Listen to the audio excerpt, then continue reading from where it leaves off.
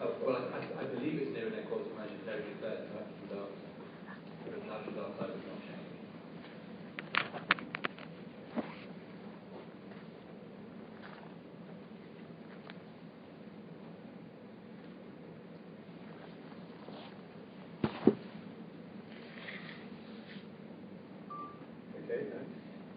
Second point was a small point from the Dexter environmental study. How many studies it refers to? I don't know if I can have a look. Versions. But, and this was helped to provide the relevant page reference, there is a section in that report which deals with epidemiological studies around waste incineration plants. That section refers to 23 epidemiological studies following a literature search, and also 4 review papers. So papers that took other studies and combined them, probably very similar ones.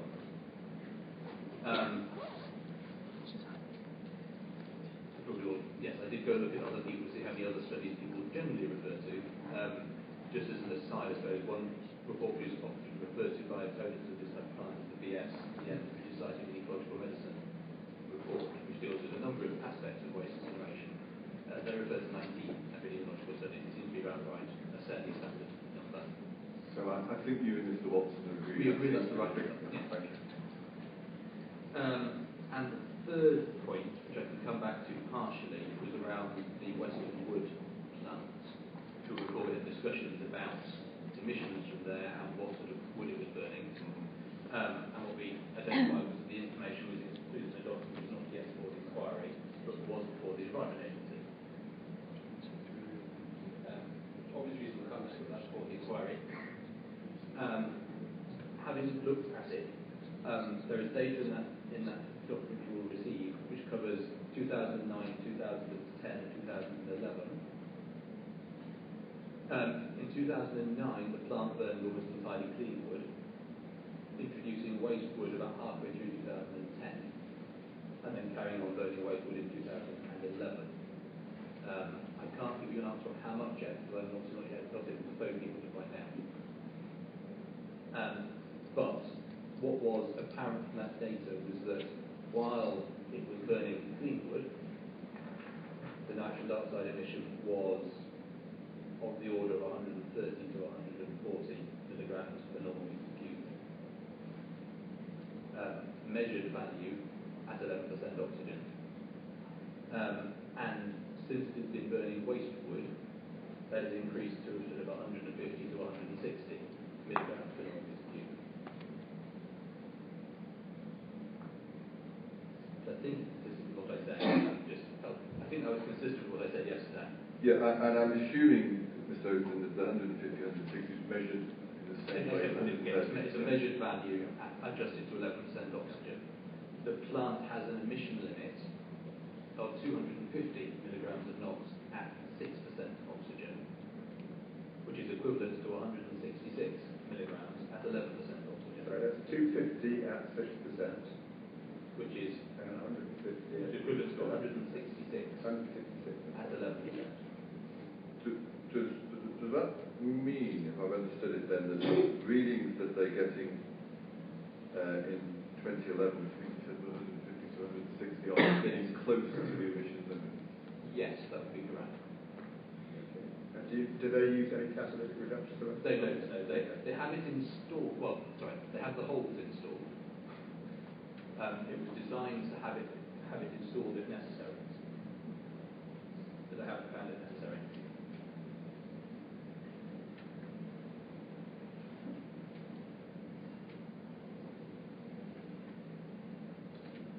Okay, thank you very much. Is that right? It may just, I'm not sure how important it is, but you've just raised a question in our minds, Mr. Oaten. Yes. Could you just go back to 67p for a minute, the Environment Agency, the decision on the permit? Yes, they took a different approach to answering the question. Well, I'm not sure. I'm just.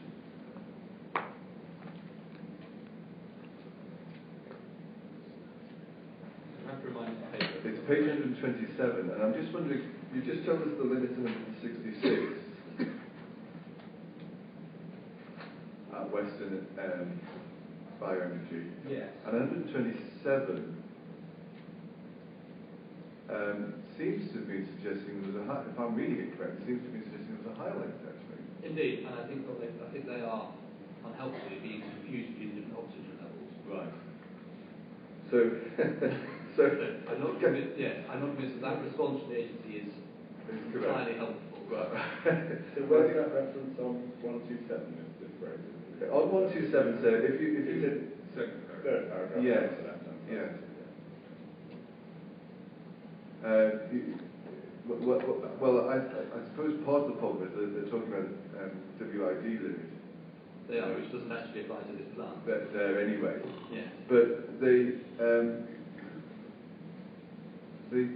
seem to be suggesting that the figures are above the 166, though, don't they? They do, but Which would be above the limit. But I think they're talking about the 6% which would be reported by that plant rather than 11%. And then the answer the agency gave seems a little confused. Yeah, that's probably the polite way of putting it. Sorry, it's the figure of 216 that's reported as 6%. That's been reported at 6%. Yes. It's what you're suggesting. Yes, exactly.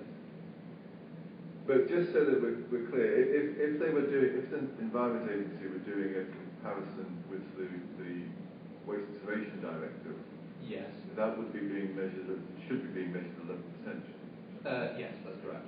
So, or putting it another way, the Waste Incineration Directive limits are set at measuring it at 11%. For an incinerator, yes.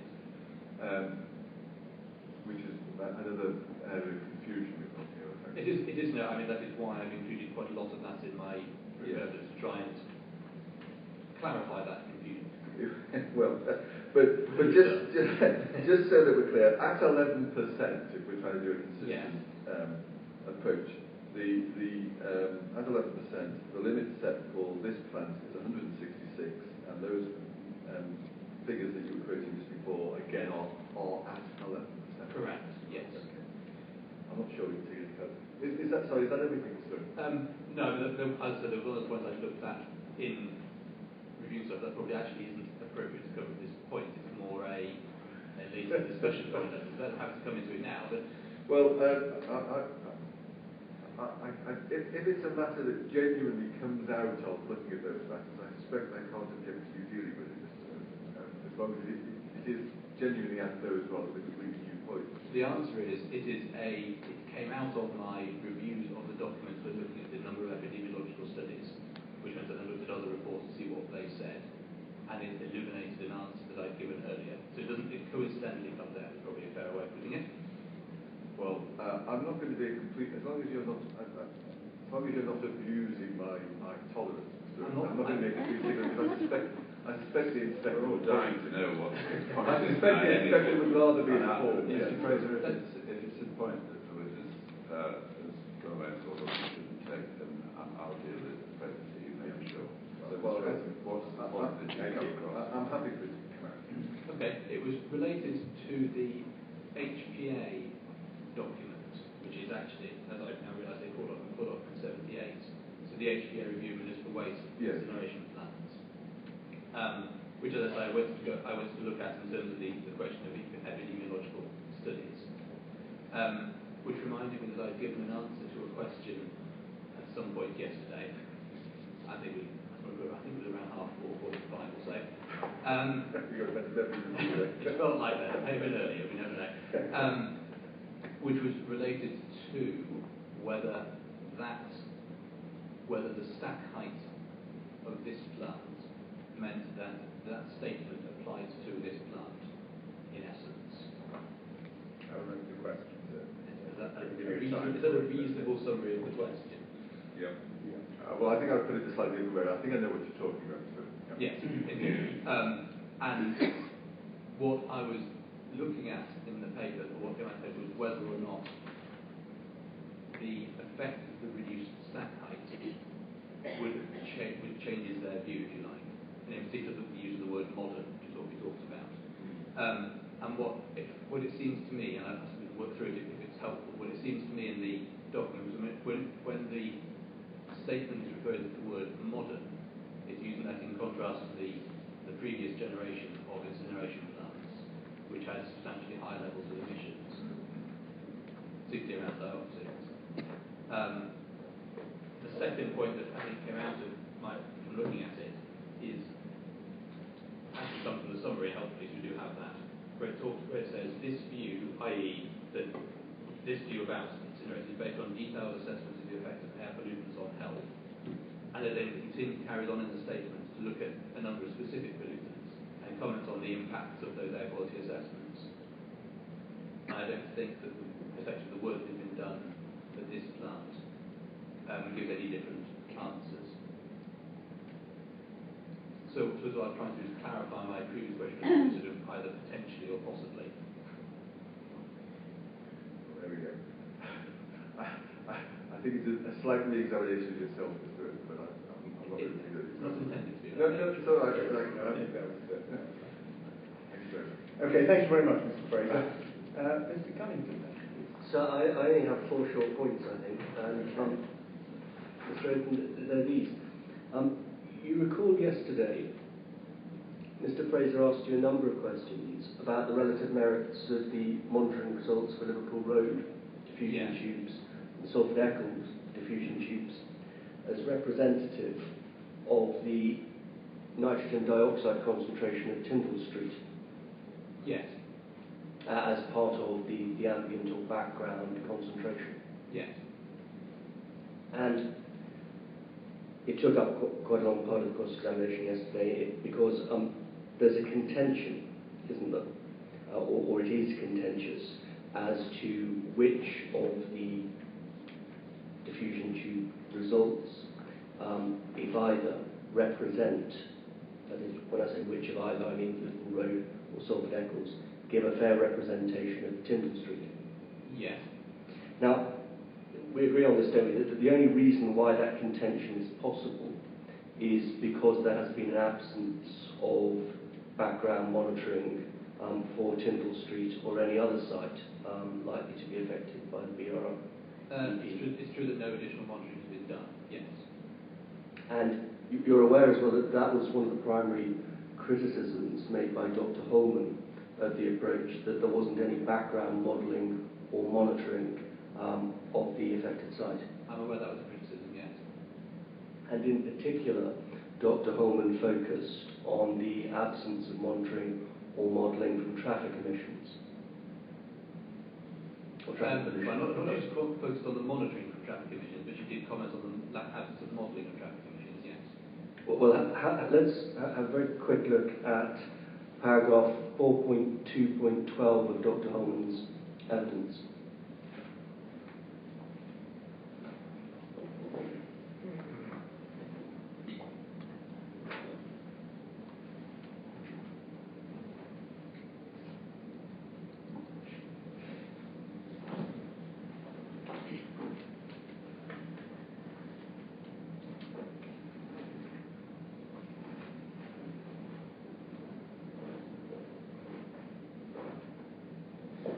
What was the reference again, please, Mr. Cunnington? It's Dr. Holman's proof of evidence, and it's paragraph 4.2.12, which is on page 14.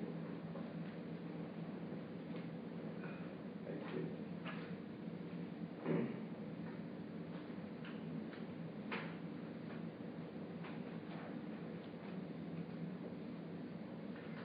Do you have that, Mr. Oaken? I do, yes.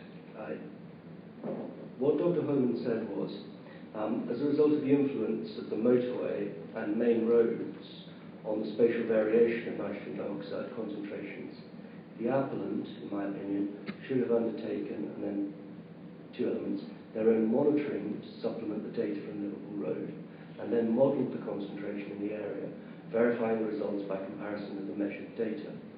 So there was a criticism from Dr. Holman, not just modelling, but monitoring the traffic background concentrations as well, wasn't it? Well, what she's saying, and she's saying 2 things. So firstly, she's saying that because of the spatial variations, she feels that more monitoring should have been done. Whereas it's taken the view that there was other monitoring around there. I covered that a little bit in my group. There's quite a lot of diffusion tube monitoring in the general area, which tends to support the overall assumption. So that's the first. So she said we could have done more monitoring. If we could have done more monitoring, it would have cut out a lot of hours of cross-examination if we had done. That would be helpful. I don't agree at all. The second one is the modelling. So what she is there saying is that for an application here which has a minimal, insignificant additional traffic, she's suggesting that we should have undertaken a traffic modelling exercise essentially of this entire area, taking traffic data which is entirely unrelated to this project and effectively model the whole of this section. I don't consider that is an appropriate thing to do for a project here which is releasing stuff from the stack as process emissions and is not in fact a traffic related issue. There's two elements to that. First this. The reference to undertaking more modelling submits to a generality, doesn't it? Because what Dr. Holman's actually saying is not that you just should have undertaken more monitoring, but that the monitoring should have been specific to the specific elements of the site which are an issue. Except that if she suggests, she's talking about Liverpool Road, she's talking about the spatial variation around the major roads. So there we're talking about the A57, the M60, possibly the M602, that whole area. So the area which is potentially affected by stack emissions, but not really affected by traffic emissions from associated with the development. She then talks about verifying those results by comparison with the measured data. So what she's saying there is that we need to construct a traffic model of everybody else's traffic and use that traffic model to verify some monitoring data. And then what we've done is we've verified we've done an accurate traffic model of something which we're not affecting. That doesn't seem to me to be a sensible approach in this situation. It would be, I mean, what she's saying is what you would do if you were doing a development where the main impact was traffic and you wish to model the incremental extra impact of traffic. So then you need to have a detailed model of traffic.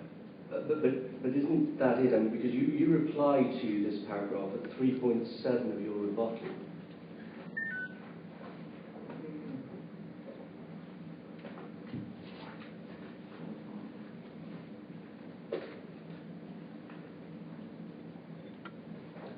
And if I can put it like this, Mr. Aiton, it rather misses Dr. Holman's point, doesn't it? Because your response, do you have that, Mr. Aiton?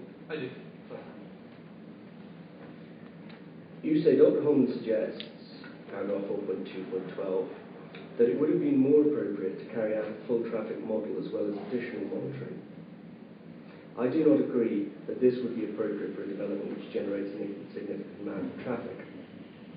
Now, the point of Dr. Holman's criticism is that because the traffic is the main cause, or the dominant cause, of background concentrations, the only sensible way in which you can identify distribution of those concentrations and location is through monitoring and modelling.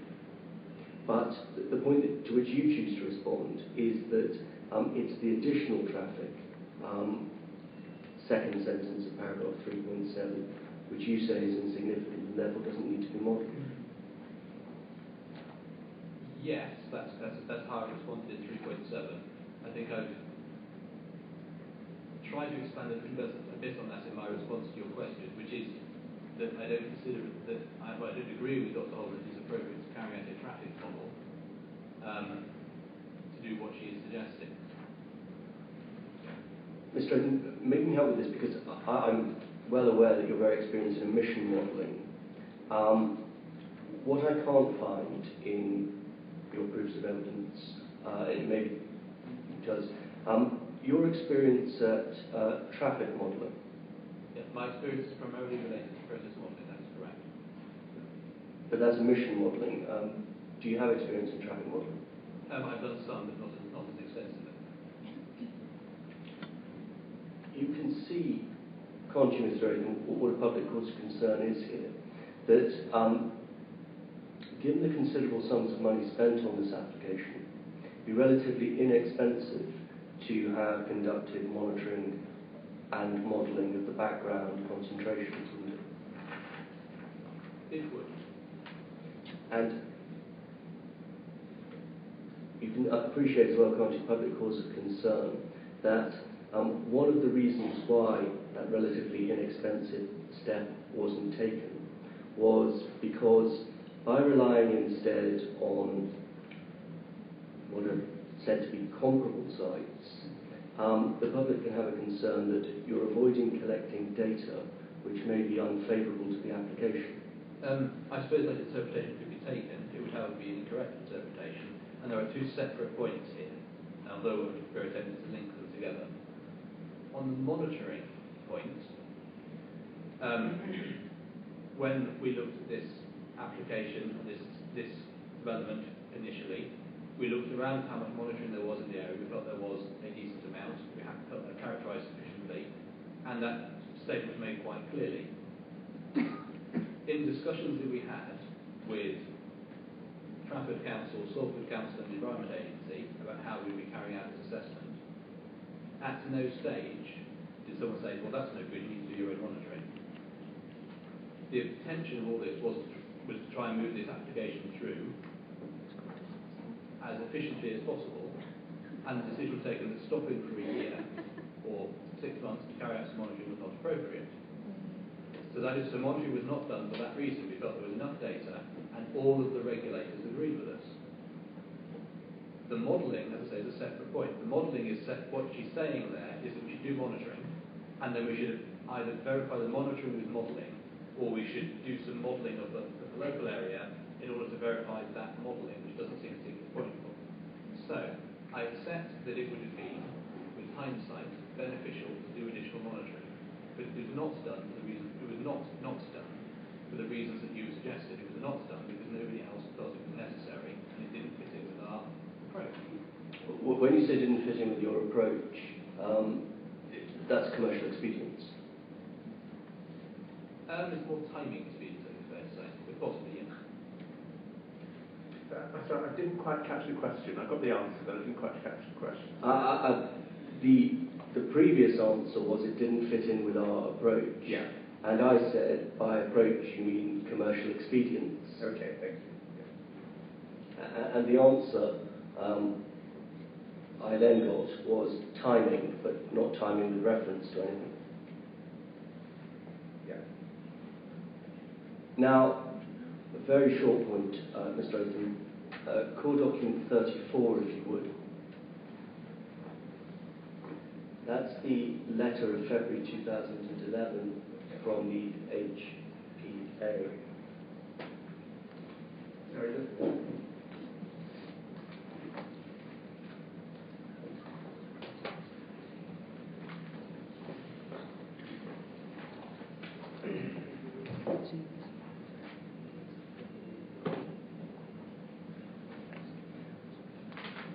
You recall being asked about this letter yesterday. Indeed. And I don't intend to go over it in any detail at all, save for this. We can see, can't we, from the first page of the letter, that it's written in direct response or in direct relation to the application. So that if you look at the first sentence, the HPA has received from Trafford Council a planning application to operate a biomass incinerator. Yeah. And if we turn over and look at point 5, point source emissions to air, I'm conscious that you were asked a number of questions yesterday about the 3 paragraphs that follow the first paragraph, but just so we're clear, last sentence of the first paragraph, it's not the role of the HPA to check the calculations and predictions related to the emission from the site, and we'd assume that predicted levels of emissions are correct. Yes. 7.2, if you would.